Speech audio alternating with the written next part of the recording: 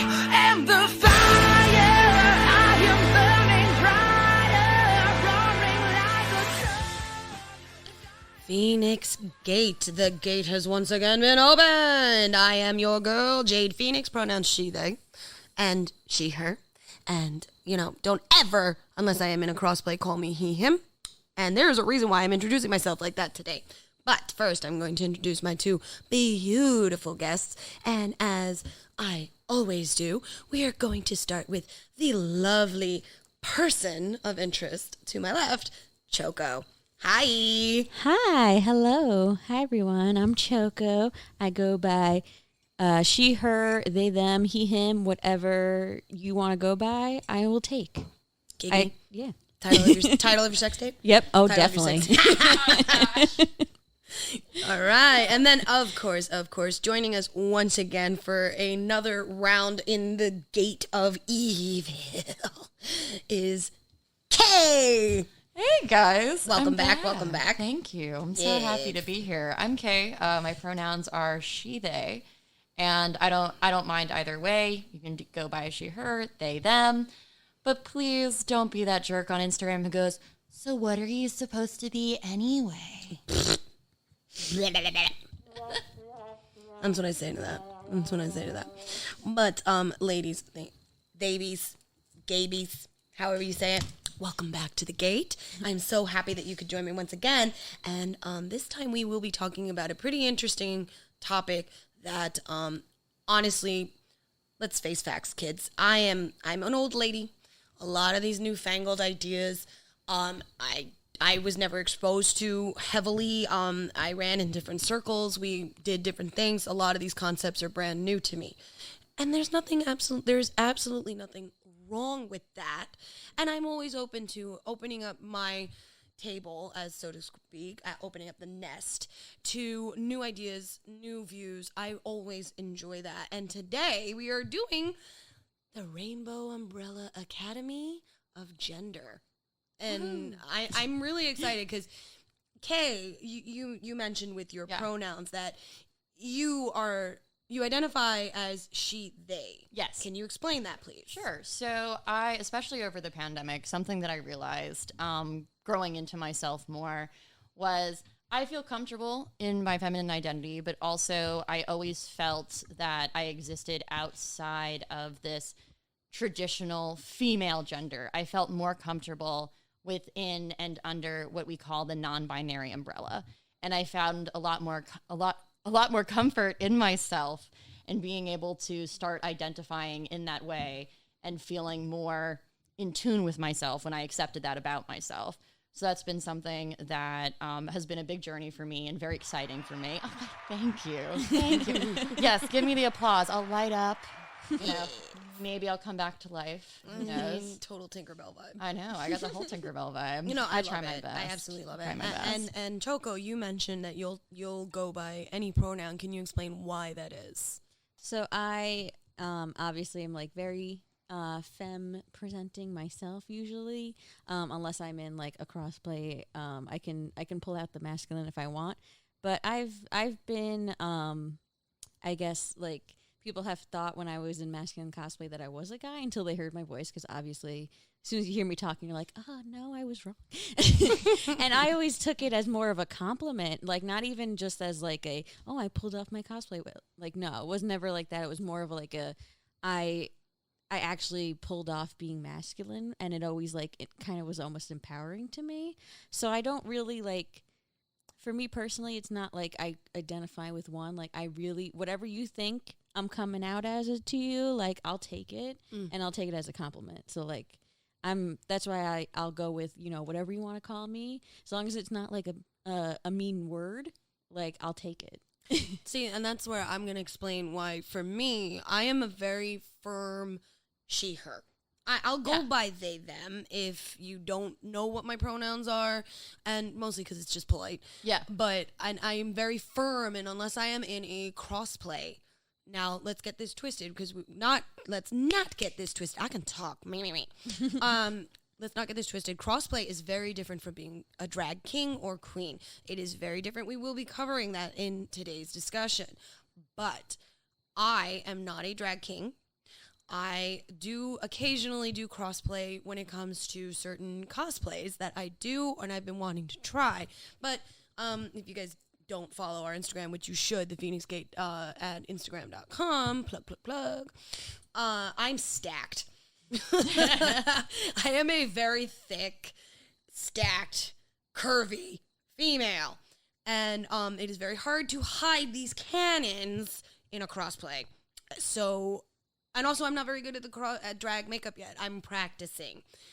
But for me, it actually makes me very upset to be identified as a he, him, because growing up, I was always bullied because I was the tomboy. I was hanging out with the boys. I was always bullied by, I'm older, so I was always bullied, and they, basically made me feel bad about being a female who hung out with the guys, who could hang with the guys, who could do things with the boys, who could be better at things than the boys. Yeah. So it was impressed upon me from a very early age, that's not feminine. Mm-hmm. And it always made me feel very weird. So unfortunately, in my old age, I've gotten very comfortable in who I am as a person, and that just unfortunately does not include the gender identity of he, him. Yeah. Unless I'm in that cosplay. And that's valid. That's okay. And I had something similar to that, which is why I don't mind, and I kind of take it as compliment when someone goes he, him for me, which is, it's rare, but I really enjoy those because growing up, I was, very feminine looking. So to the point where, I was kind of more so seen as just, kind of like a sexual object to a lot of people. So being not sexualized and being called a different gender in general, was a compliment to me. So I tried to get more of that. It's a very nice difference considering our perspective, where you had it from one end, I had it from the other. Yeah. Where it made me more hyper aware of being more feminine, where for you it was more hyper aware of trying to be a little bit more masculine. Mm-hmm. Which technically, honestly, Kay, you were telling me that, and this is something that completely blew my mind, because now keep in mind, if you guys know me, about me, I'm in the medical field. So for us, we are very firm in the fact that what you are assigned at birth, unless you have had the gender assignment surgery, that is what you are. That is what has been impressed upon me for 25 years in my career. If you're born a boy and you still got a dingling, you're still a boy. I'm not saying that's accurate. I'm saying medically, that is what we are taught. Mm. And for a long time, I was like, all right, well, if you're born a boy, but you identify as something else, why does that matter? And Kay actually explained to me right before we started recording this cast that sex is different than gender. Yes. And that literally, my mind just went, because I'm like, what? Kay, please enlighten my old fart brain. And yeah, of course. And what I'll say for sure, definitely, is I had made this comment a little earlier, but I always kind of everyone presents differently as well. So you know what? Men have boobs, men have vaginas. It's just the reality of the world. You're still, if that is who you are, you're still male. You don't need to look the typical way. And that was something I had to learn as well. I do have a very androgynous face. So people usually wouldn't automatically see it. But I was always you know what? I don't look the way that people think I should look, but I know that I'm not cis, and I know that I fall within the non-binary umbrella. And actually, my roommate was being non-binary is not, you don't have to look a certain way to be non-binary. You are non-binary. And something that I would like to go into, which we were talking about, is the difference between gender and sex, and it's talked about a lot. So sex is the biological label that's given to you and assigned to you at birth by a doctor that usually correlates with what your genitalia is and what your chromosomes show. Yep. So that is just the medical, for example, the scientific assigned at birth. Meanwhile, gender is very different, and it's a lot more complex. So gender... And if you've ever read Judith Butler, and this was another thing, when I was in college, I got very engrossed in Judith Butler. I even had a professor that went, I am not surprised that Judith Butler was the person you were drawn to in this theory class.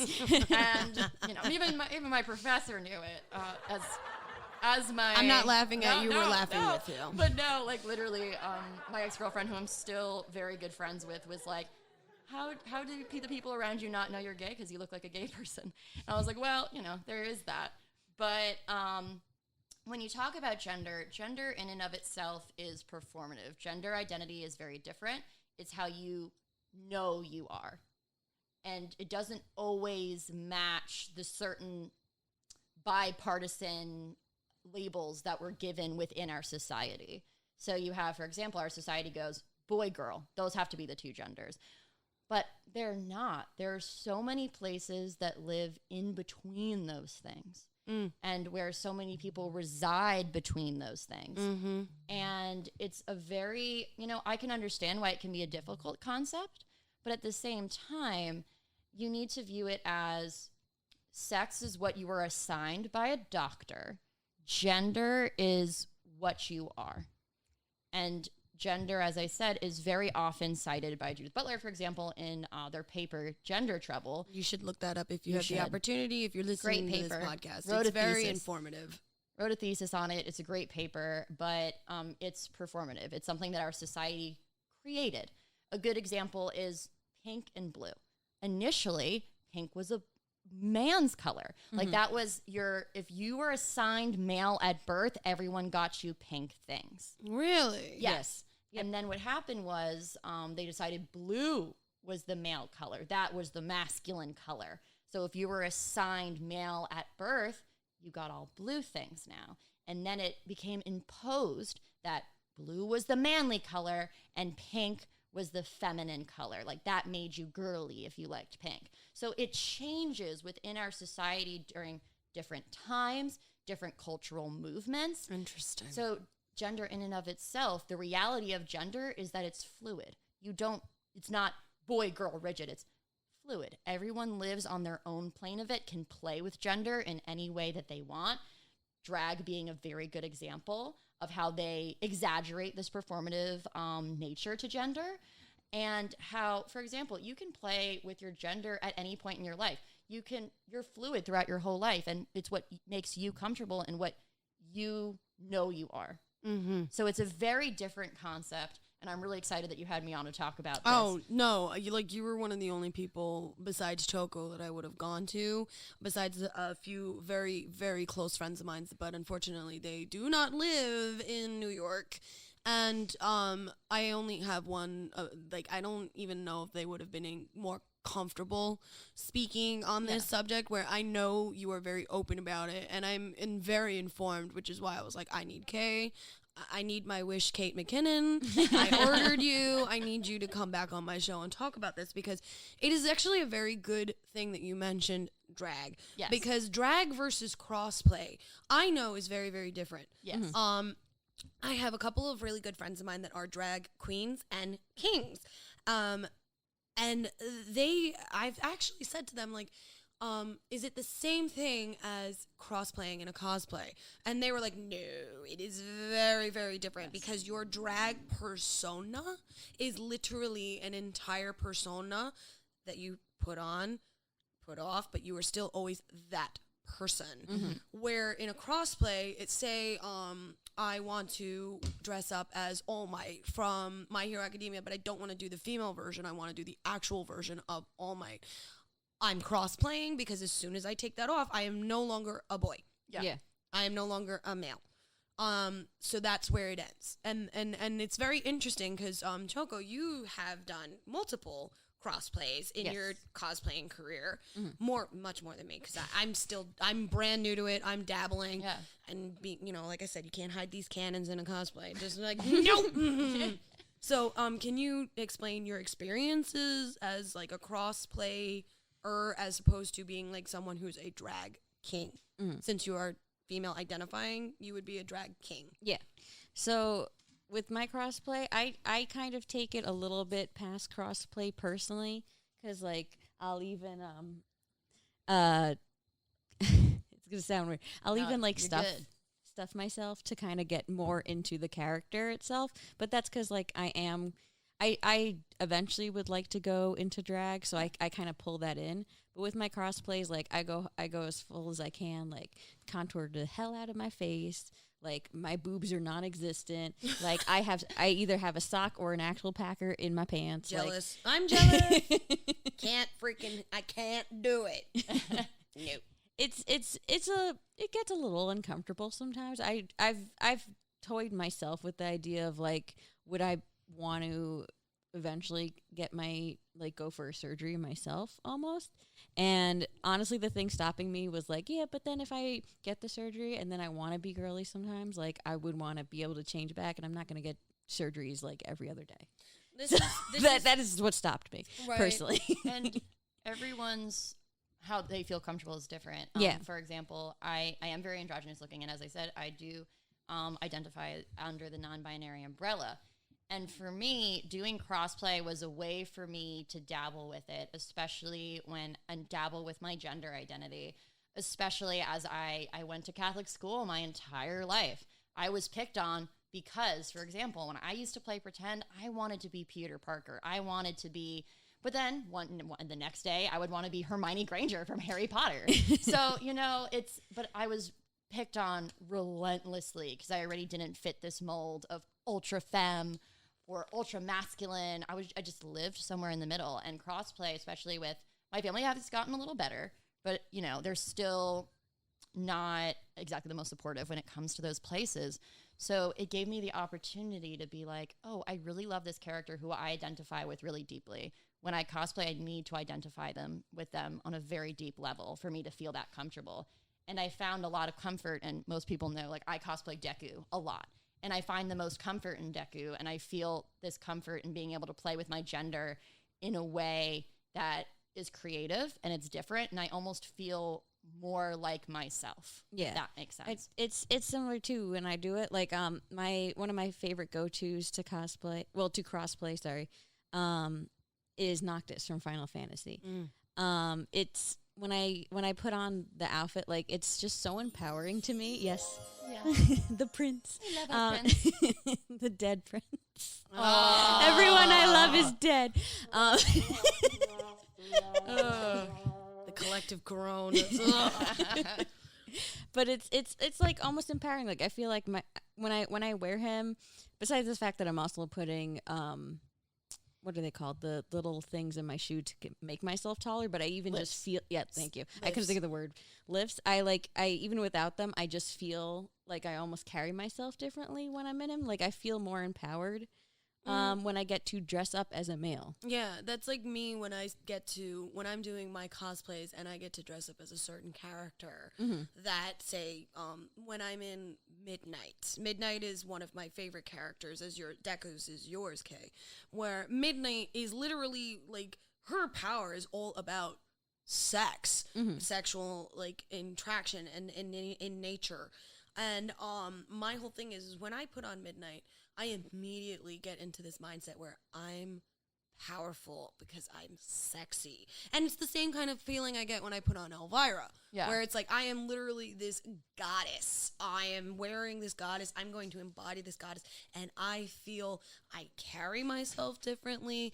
I walk differently. Like, because Elvira wears heels. Like, that cosplay has heels. I don't normally wear heels. I'm like a baby giraffe. Don't put me in heels. I'm going to break an ankle or I'm going to fall down. It's just don't do it.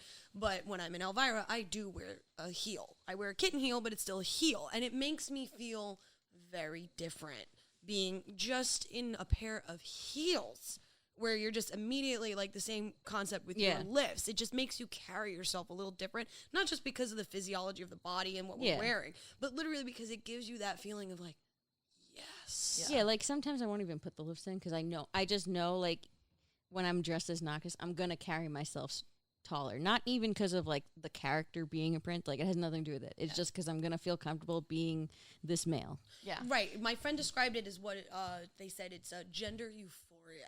Yes, that is 100% the term, and that's exactly what it feels like. Because like one of my good friends, they go by Edel Blue on TikTok. If you want to go check them out, their comfort character is a character from the LARP that I helped create with another friend of mine called Witchmarked, and their comfort character is a disaster himbo named Liam. Now, Blue is a non-binary creature of the dark. I love them to death.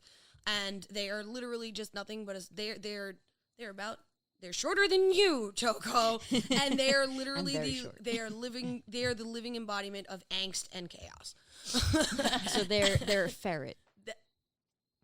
Oh my God, I have to tell them that. Like literally if my you're brain just listening. went, yes. Honestly, yeah. I'm applauding that because that's perfect to describe my friend. And they find they're finding now, recently, they're having more trouble dressing as the feminine identifying characters that they have created and played. It is very hard for them to get into certain characters, very hard for them to get into that mindset.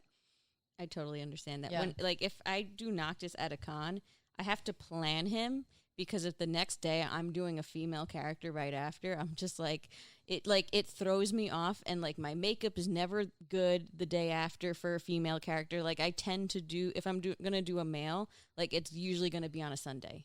Yeah, So it's that going I to be the don't- last Yeah, day. so that I don't have to wear any Yeah. makeup the next day because it's not gonna come out good. Right. So, I mean, and then like to go out of the crossplay spectrum where, you know, obviously anybody can honestly do either crossplay or drag. It all Yes. really depends on your mindset. Yeah. Now, we have several very good friends that are drag queens that we know. Obviously the illustrious and famous Tomcat that we all know and love here is very getting to be extremely well known. So proud. So proud. But, like, we met them through cosplay. Yeah.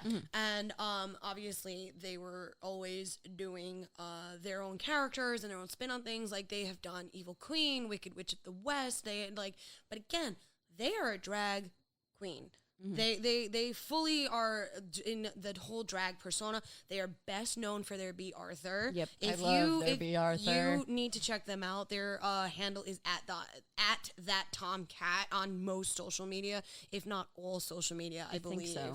And it's CATT double T. So, or did they spell it with a K? No, it's No, a it's C. a C. It's C. So it's that Tomcat with 2 T's. Definitely check them out. They're amazing. But they are drag, and I actually have a good friend of mine who is a drag king, and they were explaining to me that when they're out of their drag persona, they are firmly a wife. They are a mom. They are firmly she, her. As soon as they go into their drag persona, it is he, him, and that is it. Yep. And it's like, I asked them, like, well, what is the difference between just crossplay? They go, because I am that person always, even when I am not. Yeah. Whereas if I'm putting on a cosplay, as soon as that cosplay is done, I am not that person anymore. Well, even like a lot of people who crossplay, even when they're in the crossplay, like they'll still take the pronouns of whatever they are out of the crossplay, and they'll still act like it. It'll just be they're dressed up as this person, but in drag, it's like if the drag is on, they are their drag persona. Yeah. They are not the out of drag persona. They're They're the drag persona. There's no. That's it. That's it. Right. This leads me to my next question, which is not real question, but inquiry, I want to say. Yeah. Is about pronouns. yeah, of course. One of the big things that, like, obviously, we deal with as humans of the earth is we have English is not the only language obviously spoken on this planet. Yeah. There are multiple languages in the world that actually do have very gender-specific languages, and unfortunately, because the three of us here are white.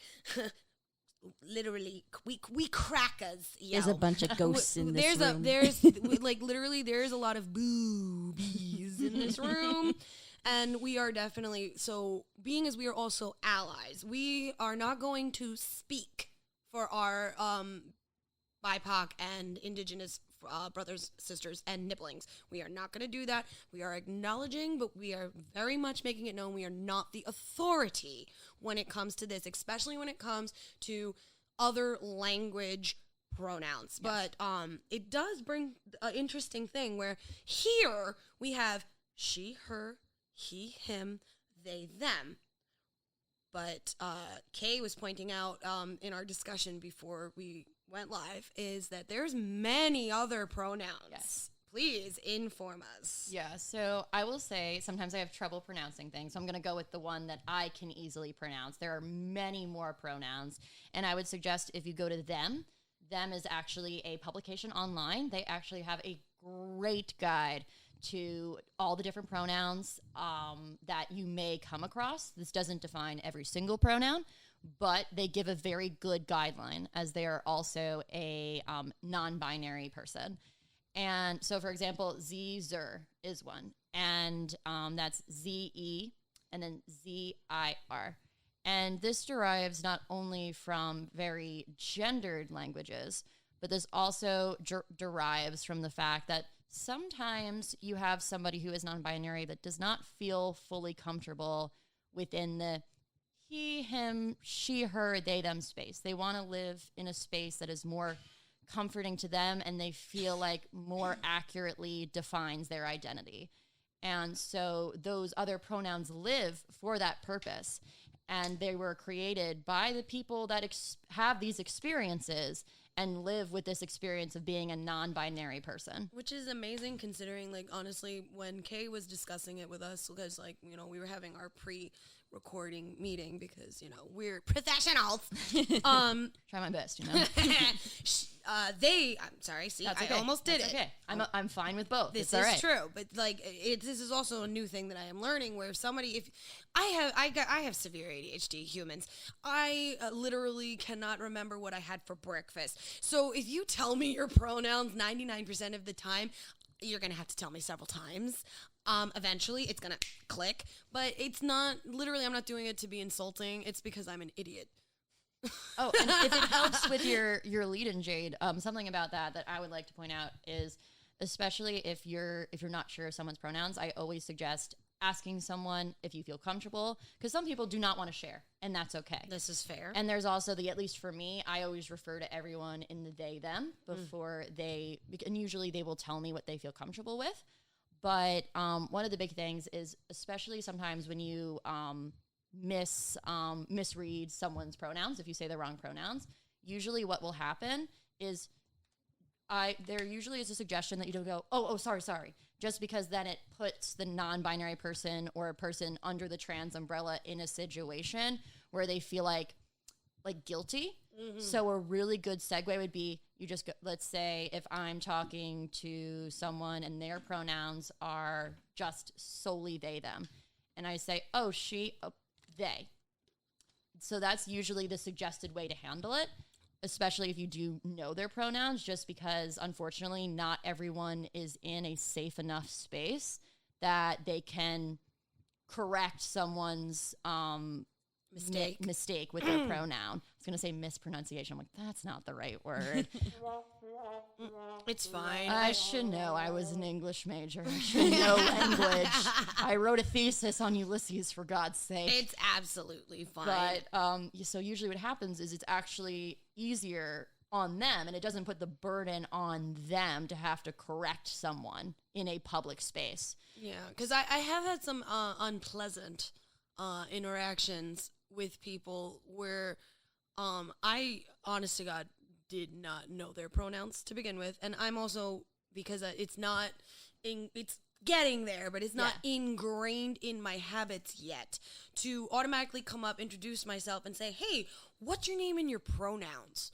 Yeah. If you're comfortable telling me. Like, that's not something I'm going to walk up to somebody new and say. I'm most of the time just going to ask you what your name is. And if you hand me a name that is female presenting, I'm going to, unfortunately, and this is a very bad habit that I am in the process of breaking, I'm going to assume you're a boy or a girl by what's the name that you give me. Unless you correct me on your pronouns, I'm going to naturally refer to you as such. Most of the time, it's not a problem.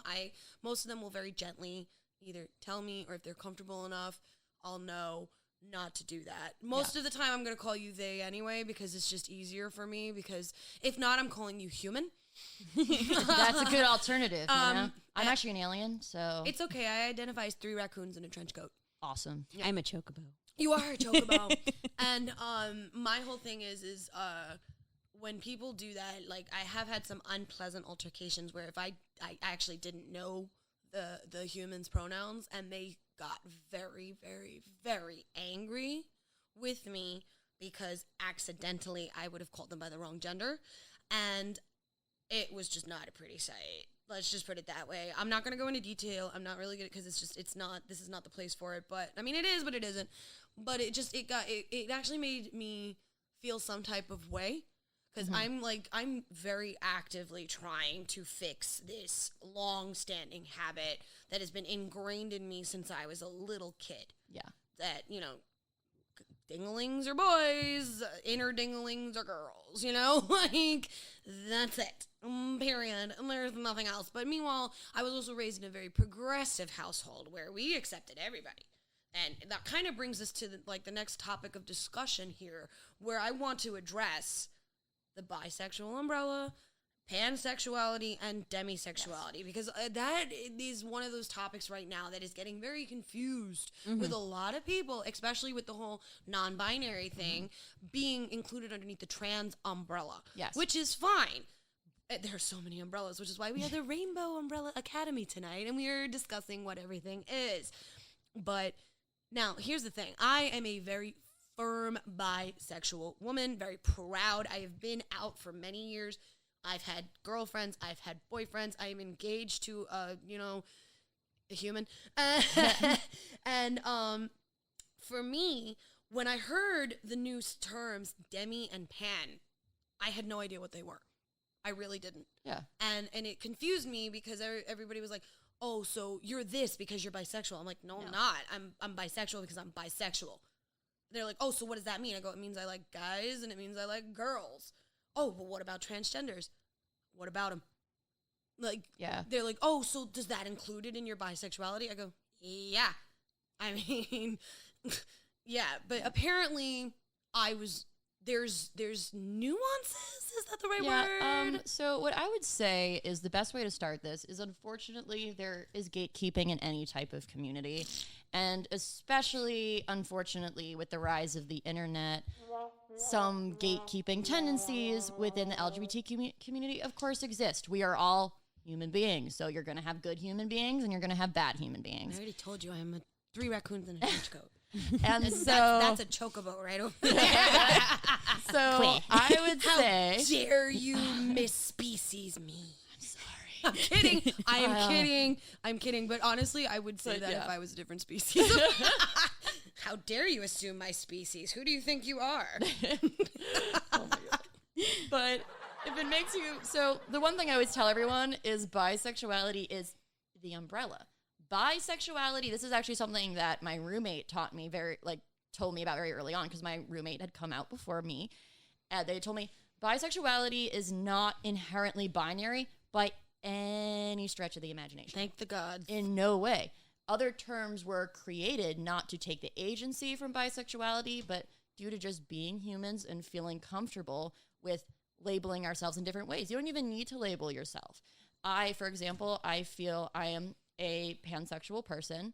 I feel very comfortable saying that, but I'm also like, yeah, I'm under the bisexual umbrella. So if you call me bi, that's okay. Like, that is what I am. Mm-hmm. It's just pansexual was the term that I first found when I was kind of trying to figure out what I was going through. So my question to you is, I'm sitting here saying I'm very firmly a bisexual. Yeah. You're sitting there telling us that you are very firmly a pansexual. Yes. Explain what a pansexual is as opposed to what a bisexual is.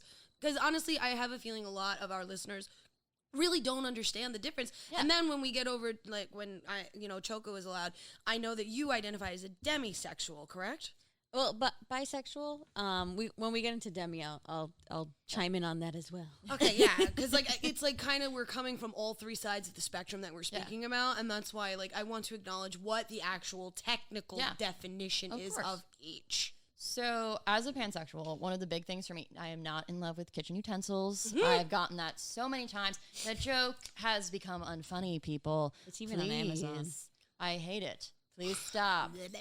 Because, it's okay if I joke about it, but please, can we not? But really, for being a pansexual person, my big thing is gender in no way affects how I feel about anybody. I don't have any different feelings as in terms of sexual attraction when it comes to if I'm with a boyfriend or I'm with a girlfriend. So for me, or a they friend. And a partner altogether. It's not something that occurs to me. I just really fall in love with a person.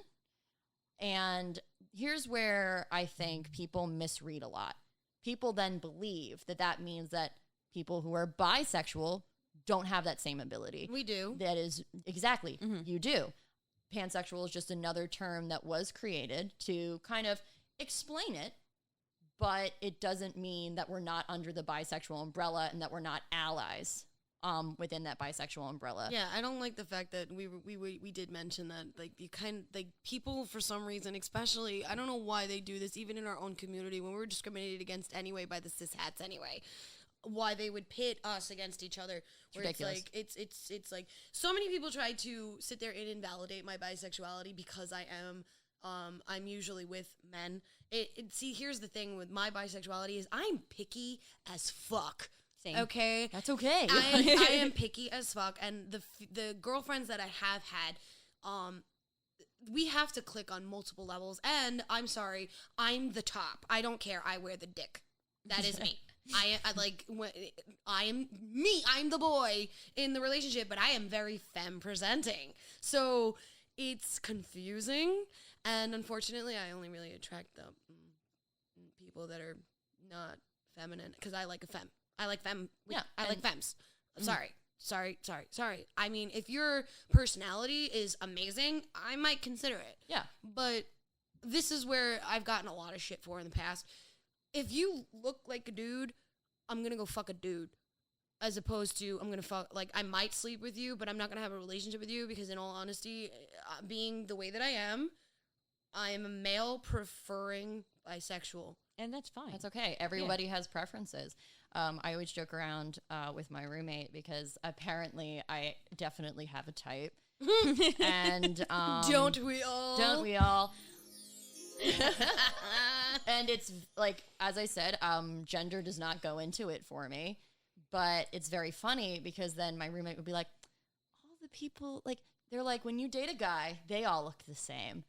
And then when you date a male presenting person, they all look the same.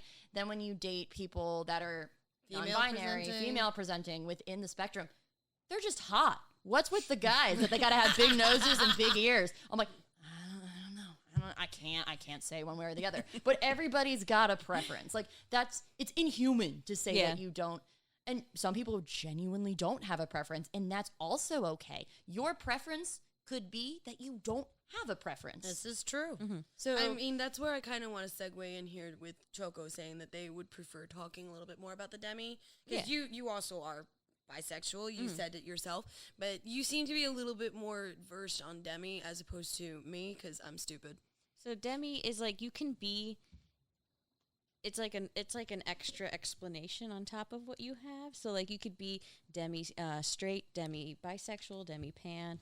It's an added thing. It's more of in terms of the sex attitude. So it's kind of similar. It's kind of in the more of the area where like ace and asexual goes. Okay.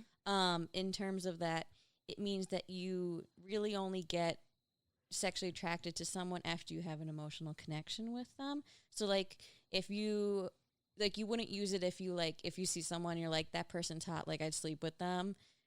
Like that's not a demi thing. Like demi thing is like, okay, that person is like, I understand this person's physically attractive. I wouldn't sleep with them unless I had the emotional connection with them. Okay, that makes a lot of sense because I have a friend of mine that is fully ace. Yeah, but they are they call themselves a demi romantic ace. Yeah, and they have told me multiple times that they need. Yeah, it's more. Yeah, the emotional connection outweighs the physical attraction. Okay. Is basically what demi is. It's not as far as like you don't really ever almost feel like a sexual attraction. Like it's not one of those, but it's more you need to have a physical connection to someone in order to like really get into wanting to having sex with like them. You can acknowledge that this person is extremely attractive, but that doesn't mean you want to climb them like a tree. Yeah, like no, like I've seen people be like, that person's like hot as fuck, but like I would not sleep with them.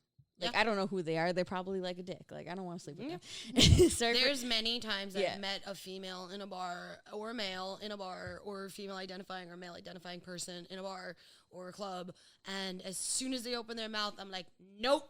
Yeah. But it's like and even if I was like maybe dating someone who I was physically attracted to, I wouldn't like have sex until I was like, I feel an emotional connection to this person, Which is valid. and that's what led me to this. It's very valid. So I mean, that's more what like Demi. So it's kind of like I want to say it's like an add-on in a way. no, it's completely Yeah. a completely valid thing because I mean, who in their right mind does not want that emotional connection with whoever their partner is? I mean, unless you're just a hypersexual being like me, who's like, "Oh, you're cute. You want to go bang for a little while?" I mean, this is me in my younger years before I was like, locked down. Yeah. But he was like, "Oh, you're cute. You want to go bang? Oh, you suck at it. Get out." You know, And it's kind of like, it's almost like a sign to be like, hey, I'm not here for the sex also. Like, it's kind of like, because, like most people, at least in my experience, I've had a lot of issues where anytime I mention, like, I'm bisexual, like, I'll get DMs like, hey, me and my wife are looking for a threesome. Would you No, like thanks. to join? Because you're bisexual, so you'll like both of us. And I'm like, no, because I need a physical, like, I need an emotional connection to you to be intimate with that. And no, thank you. Literally, this is what, like, whenever somebody actually, when they find out that when I was single and they found out I was bisexual, I did get propositioned by couples. Now, I am also poly. I am a poly person. I do believe in polyamory. Unfortunately, since I have been locked down, my partner does not. So therefore, that side of me is no longer, I mean, I'm not indulging in that side of me. And it is a discussion that I've had with my partner for, like, we just hit 6 years. He understands my needs, my wants, my sexual preferences, my mindset. And he acknowledges that, which is great. But when I'm invited into somebody else's thing, this is literally what they'll hear from me. No. Because I'm sorry. No. I'm also that person where I need to be the alpha. If I am not the alpha in a situation, then I don't want it. Yeah. I mean, call me selfish. This is just how I am. I'm not changing how I am after 36 years of life. I'm sorry, not sorry. Yeah. And I feel like it's also like that's part of the stigmatism with bisexual and pansexual. Like, because they think, oh, so you like everyone. So, like, you'll totally, like, fuck me and my girlfriend. And I'm like, no, that's not how that works. That's not how any of this works. Yeah, exactly. It's like, no. No. It's like, just because I like this and this doesn't mean I'm going to sleep with you, Steve. Like, Yeah, exactly. Like, I'm sorry, Steve Susan. from accounting. Like, I'm sorry, Susan. Just because you're, like, cute and I find you attractive does not mean I want to sleep with you and your cis-hat boyfriend. Like, Yeah. no. I actually don't know any Steves. I figured that was a Steve good name. Rogers. Oh, That's a good man. That is a bisexual man if I've ever seen one. I mean, seriously, Bucky, come on. Come on. Like, let's be real. Like, that. The bromance may have gone a little deeper than we think it did. Yeah, I mean, that is a whole other discussion for another day about the title queer of your sex tape. coding, but But I mean, honestly, this is actually like what I really like about this discussion is that it's tackling issues that many people are kind of like, unfortunately, in today's cancel culture. And everybody's like, they call it snowflake culture, they call it cancel culture. It's very hard. It's weird. We are living in an age of information and at the same time misinformation. Yeah. So to get actual information is very hard to do. And a lot of people have been indoctrined to be too afraid to even ask. Like myself, when it came to a lot of these things, I was terrified to ask because I was afraid I was going to offend somebody. And that had a lot to do with the experiences that I had from asking. Which is why it was like, I don't want to ask you nothing because you're just going to scream at me. And I'm sorry, no, I don't want, no, we're good. So, like, for me, it was literally just my own hesitation, which is in itself not a good thing because, honestly, misinformation and ignorance are very different. You can be ignorant of something, but once you're educated about it, you can no longer say that you are ignorant of it. Yeah. This is what this discussion is about. If you are listening to this episode and you are ignorant on any of these subjects or were too afraid to ask, please feel free to reach out to any of us here on the show, the Feinics Gate itself. We are open for discussion and questions. We love education, and hell, maybe there's something you could tell us that maybe we got wrong or you don't agree with. And the terms, the way we're describing the terms, are the terms of how we know them and how they kind of go with us too. So like if your version of like something we said is slightly different, that's totally okay. That's It's totally so valid. valid. Yeah. So valid. Like, honest to God, don't be afraid just because you have a difference of opinion. And that's one thing that I really find annoying. And it's like, okay, example, She-Ra. I love She-Ra. She-Ra. So now, again, I've said my age. I am a child of the 80s. I grew up with the original He-Man, She-Ra, Rainbow Bright, Care Bears, you name it. That's what I grew up with. Okay? So now remember, keep in mind that She-Ra was recently redone and the person that redid it was not only a fan of the show, but is also a non-binary person. Yes. And they redid the show, and they got a lot of shit for it. Which, I'm sorry, if you haven't taken the time to sit down and actually watch the show, you're missing out. It was very entertaining. It's fantastic. I mean, I'm working on a Catra cosplay as we speak. So And I'm working on a She-Ra cosplay as we speak. So it's like, but a lot of people gave everybody who liked the show shit because they're just like, it's pandering to the gay agenda.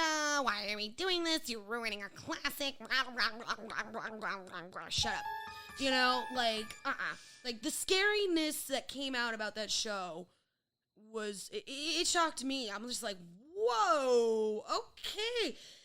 But I myself was also even a little biased about it, I'm not going to lie, and that was only because I love the original. No, yeah, that's fair. That was literally the reason I was like, it took me so long to watch it because I was like, I like the original. I mean, I knew it was literally designed because action figures was the purpose of the show. So Mattel. Yeah, but I used to watch the original He-Man and all that stuff too. So I was like, it's not the best, but I was like, I like the original. Right, so. It gives you that nice feeling of nostalgia. Yes. Because it reminds you of better times. But, like, at the same time also, then when you're watching the new one, you're biased a little bit. Yeah. Because you want to see what you saw growing up. And then when it isn't, it jarred that memory where you're like, wait. But it was so well done. It was so good. Like, and Noelle Stevenson has been doing so much for the community for a very long time. Please, Noelle Stevenson, if you were listening to this, we love you. I love you. I met you once at New York Comic Con and I cried, and I still have the T-shirt for Lumberjanes that you signed for me because you were a very, very nice human. But this was even before I was out. I used to read Lumberjanes, which is one of their earlier works, and I felt myself represented in a lot of ways. And that was a comic. It was one of the first comics that had openly queer characters, openly gender nonconforming characters that started getting taught in schools. So Noelle Stevenson has done a lot for the community through their art, and getting to see them shine with She-Ra has been one of the greatest moments of my life. Totally. And getting to see She-Ra, because especially when you're talking about LGBT, it gets really upsetting when you have a straight white guy writing it because they don't understand it. And more times than not, they're not doing the research. But you have Noelle Stevenson, who knows the experience, has lived the experience, not the same experience as every LGBT person, by the way. I want to translate that wholeheartedly. Everyone's experience is different.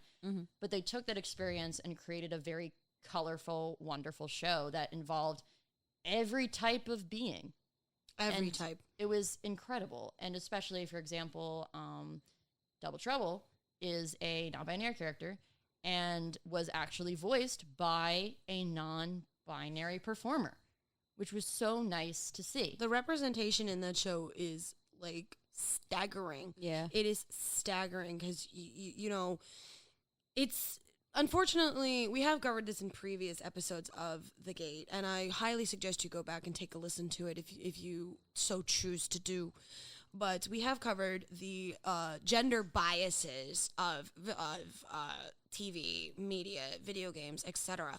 We have talked about this, and to have a show like this and another show that represents it, I think that was extremely well done, was Steven Universe. Oh, yes, 100%. Okay, I mean, and that addressed so many things that you wouldn't think would be addressed by a cartoon.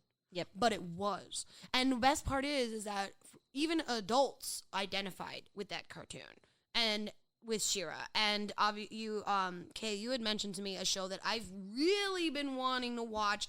It's on Disney Plus, I believe. Yes, it's on Disney Plus, and well, they're airing in tandem. So it's on Disney Plus and it's on Disney XD, which is like the sister channel to Disney Channel. And basically, it airs more of their cartoons, Right. versus the Disney Channel, which is kind of like their live action teeny bopper stuff. Miley Cyrus? Yes. Okay. So you have like Miley Cyrus versus Mickey Mouse. Yeah, basically. Okay. And it's this great show called The Owl House, and they actually just recently, not only do they have a Latinx lead who is, in my opinion, very much gender nonconforming, or at least does not conform to gender in the way that is expected of someone who many would assume is a female presenting character.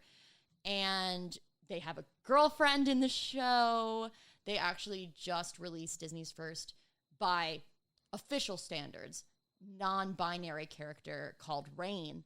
And it was, as we were talking about gender euphoria, it was euphoric to see and this isn't knocking She-Ra, but the thing is, especially as a non-binary person, you tend to see non-binary talked about in this alien is non-binary.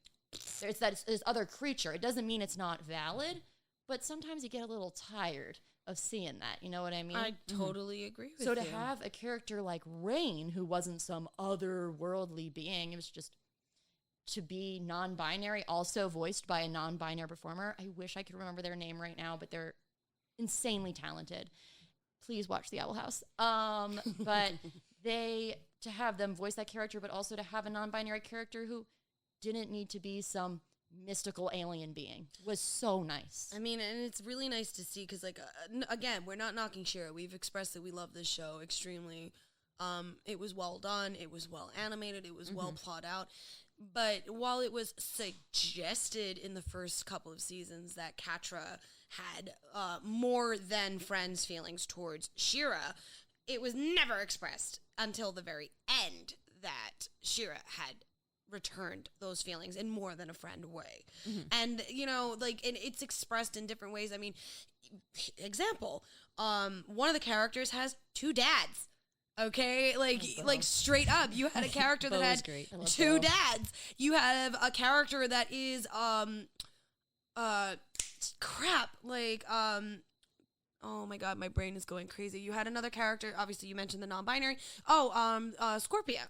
Oh, I love Scorpio. You had like strong female presenting character, but you know, maybe gay, maybe not gay, you know, but like you don't know for real, for sure. I mean, it's like, but it's a strong represented character of maybe a non-binary person who is female but identifies as a man. Like, you don't know. You like, but I love that we were all in some way, shape, or form represented in that show. Even in Steven Universe, again, all representations of people and humans and gems were in that show. Like, come on, man. Like, we are getting the representation that we didn't get as children. 100%. And it makes me happy that these things now exist because I worked at a daycare for a very long time. So it makes me very happy to see these things. And honestly, I really should have figured out I wasn't straight when I identified the most with Pearl. Pearl's whole story arc, besides the fact that we're both very neurotic and have very similar tendencies, is Pearl's whole story was this unrequited love, which I could understand from a perspective because it was kind of like, you know, you have those feelings about anybody, and it definitely heightens, especially growing up as a closeted pansexual person who's trying to find their way around. Like, my roommate always makes fun of me because I used to say, oh, you know, I'm straight, but I just appreciate how women look. And my roommate, literally, when I finally came out to them, they were like, we all knew this, Kayla. Like, this was not a mystery. I mean, we did just actually, like, have a friend of ours kind of come out to all of us today. Yeah. You know, where they mentioned, like, hey, you know, I'm kind of thinking I might be this way because I had feelings that I've never experienced before towards a gender that I never thought that I would be attracted to. And we were very open, very frank, and they, like, you could tell that they were very nervous about telling us about it and very nervous about even saying anything about it because, again, it's those damn biases that have been ingrained in us from when we were little kids because of the older generation that just did not want to acknowledge that there was more out there than what there actually is in their eyes. And it's liberating, and the euphoria is real, kids. It's real. And we, again, this is a discussion. These are our experiences personally. We are not speaking for everyone's experiences. We are definitely not speaking for our BIPOC members of society, our indigenous members of LGBTQ. We are not talking for gay men. We are not talking for lesbian women. We are not talking for the transgenders. We are talking for ourselves. And we want to make that very, very clear. These are our opinions. We have offered some facts, and we have offered the places of where you can find these facts. Obviously, we are going to reference Judith Butler and their papers. Again, highly recommend. Kay, you mentioned a website called Them. Them, thank you. It's actually a online publication that is run and written primarily by a non-binary person. You may have actually heard of some of their work because they have been featured in New York Times, in some other what would be considered quote unquote high profile areas, but I would absolutely just suggest it's them.com. Please Okay. go check it out. Choco, do you have any references that you would like to add in?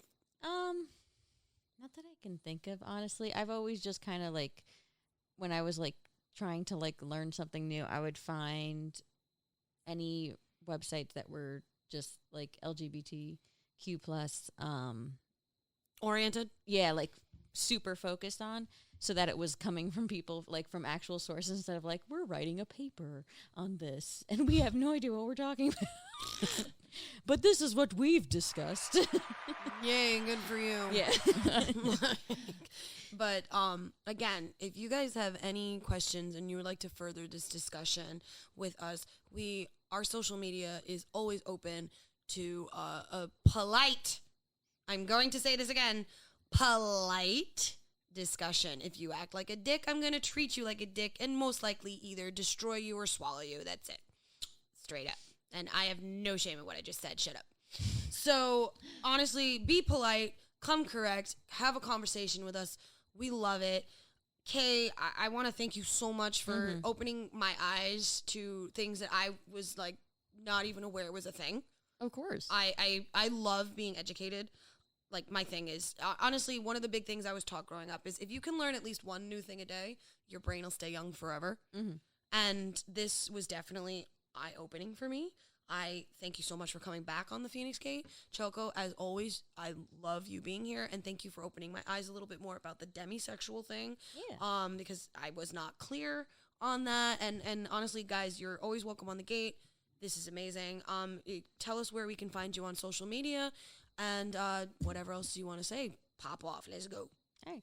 So again, I'm Choco. You guys can find me at Chocobo Butt on Instagram, Twitch, Twitter, Facebook, on the fans, and anywhere else. And if you do see me on Twitch, I've started doing a live painting series of 3D Pokemon props, and you can see those at Choco_Adi_props on Instagram as well. And we do a lot of other 3D printing there as well. They do custom work. They do have an Etsy. You can purchase from them. Please reach out. Their work is amazing. I own several pieces of it. Totally worth it. Okay? Yeah, so you can find me on Instagram at Paladin of Stars. I am very proud of that username. So please, if you want to call me Paladin if you see me in the street, totally about it. You can also find me there on Twitter as Paladin of Stars, as well as TikTok, but I don't really post on TikTok. It's mainly just for me to like dank memes. And I just want to say that thank you so much for having me on. And everyone has a different journey. Everyone has a different journey through how they express their gender, how they identify, how they live their life. And just know that people are here to support you and that people love you and that you're really cared about. And even if right now it's not safe for you to come out, we see you, we love you, and when you're ready, we'll be there to hold your hand because we know that not every situation is the safest. And I would just like to thank you guys again for having me on and talking about it. I'm still growing to even understanding my place in feeling that I definitely know I'm not cis and that I live under that non-binary umbrella. We change every day. That's the great thing about being an alien. 3 raccoons in a trench coat and a choco. So In all honesty, if you are feeling in an unsafe situation or if you are feeling some type of way, I have said this before on other episodes where we were covering certain things with mental health, please always feel free to reach out to the Gate or any of our Instagram or social media handles. We will listen to you. Please, we want you to be here tomorrow. We want you to be here the day after that. If you are feeling unsafe in any way, shape, or form, please reach out and we will do our best to help you, if at all possible. Even if it's just enough of holding space and listening to you. Yeah. That is what we do here at the Gate. This is our safe zone. You are safe here. You are seen. You are valid, and we love you, even if we don't know you.